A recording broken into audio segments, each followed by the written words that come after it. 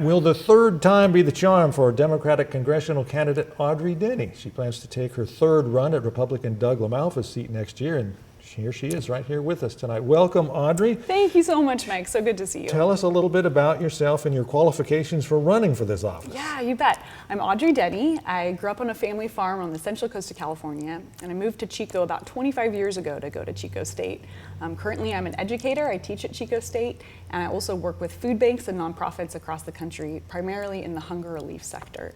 And every day in my job, I bring diverse stakeholders together around issues, trying to solve problems that will eventually try to make real life better for everyday Americans. And I believe that that is an incredibly important part of being a member of Congress, and the ability to see and hear from people that disagree with you and really still be able to represent their voice is really important to me. And so those are some of my qualifications for seeking this office. And so you kind of answered the question, what's motivating you to try to run again?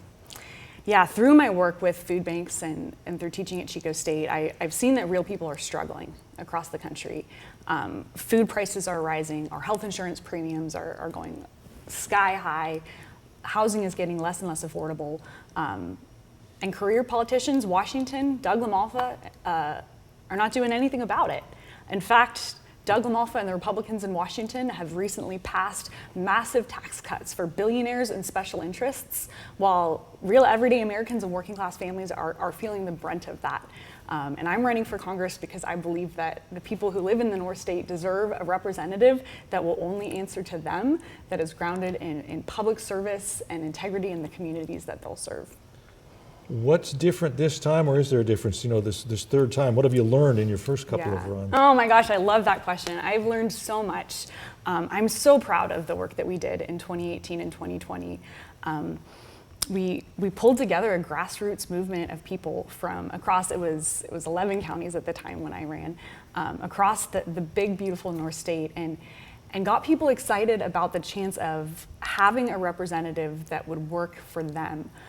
We brought in small dollar donations from across the district to the tune of $3.5 million over those two runs, with a $47 average contribution size. So we ran a serious campaign, and this time we'll have a chance to build on that when the stakes are even higher for everyday Americans, when the American dream is unaffordable for most people these days. And so people are feeling that pressure, the stakes are higher, and I believe that I've got a real shot this time.